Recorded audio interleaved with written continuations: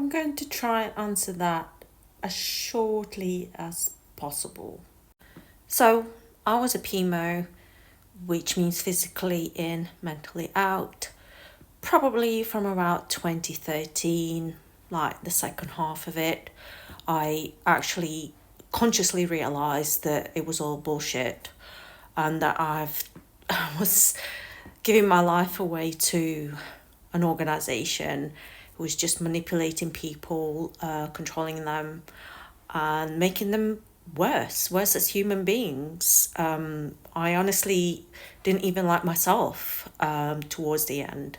So from about then, I was sort of trying to think of ways of how to get out. It wasn't that easy, and anyone who's been a Jehovah's Witness can attest to that. And then in 2018, I suppose it was a breaking point where I couldn't keep going on and keep pretending that I believed it or that I even liked people. I got a lot of unfair treatment. And anybody who knows the Jehovah's Witness believes about divorce.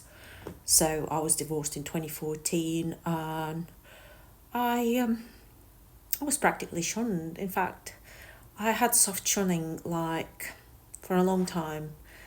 I certainly didn't feel part of a so-called brotherhood.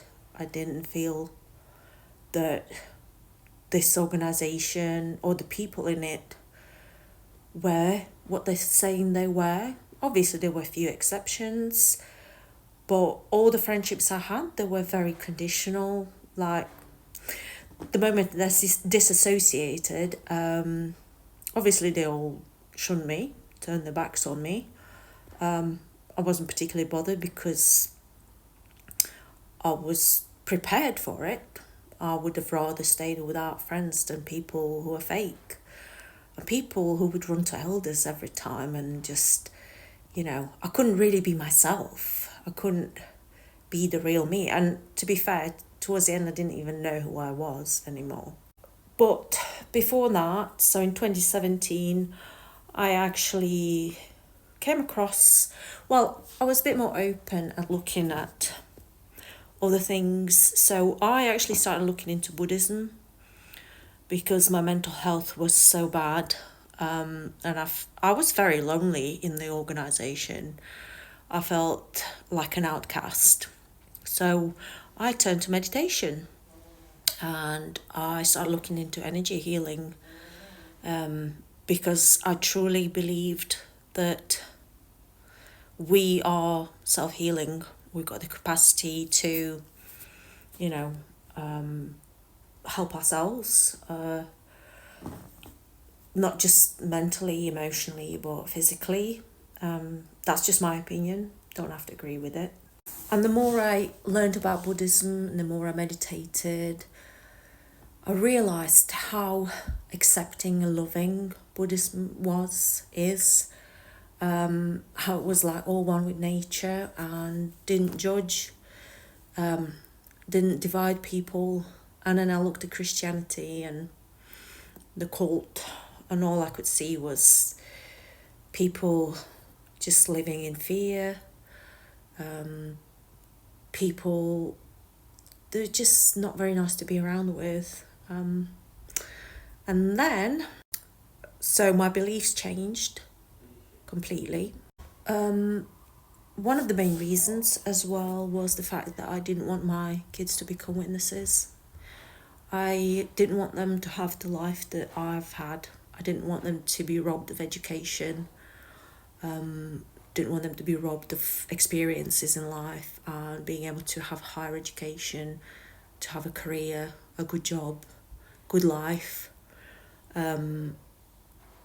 Because I know that they would have been brainwashed and pressured into leaving school after 16 and going out knocking on doors, which is completely pointless. Just wasting their life away. I did not want them to have that. So that was the main reason. Plus, I no longer believed it, and I couldn't in good conscience could not remain a witness since I did not believe it. And I also wanted to get my life back. I wanted to do what I want to do. I wanted to meet new people, maybe find love again, because I certainly didn't want to remarry a Jehovah's Witness. And the candidates not the best. So I think, those are three main reasons. My faith changed. I wouldn't class myself as a Buddhist. I'd say I'm spiritual. I pick things what I feel resonate with me. Buddhism, paganism. So really, whatever makes me feel happy, and that I know is also not judgmental and just lets people get on with it, whatever they want to do. My kids, definitely, because of my kids. And I couldn't stand the people. They're all hypocrites. And like I said, I didn't even like myself anymore because it turned me into. And I wanted my life back. I will add, I did try to fade.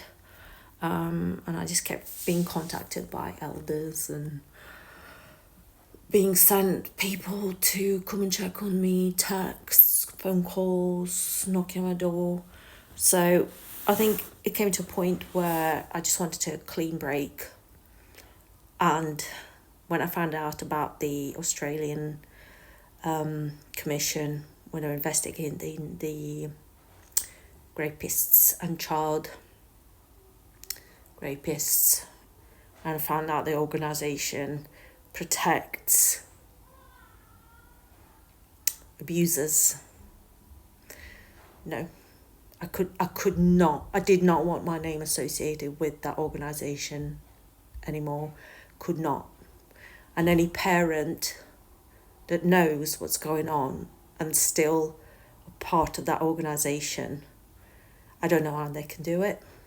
I could not put my kids at risk like that. And it's shameful. It's shameful what they do, and it's disgusting. And they're worse than the people they, judge and criticise. So very hypocritical. So yeah, I did say it was going to be a short answer, but I think it is a deep conversation. A lot of things led up to it. And those certain parts were the deal breakers. So I hope that makes it clear and answers your question.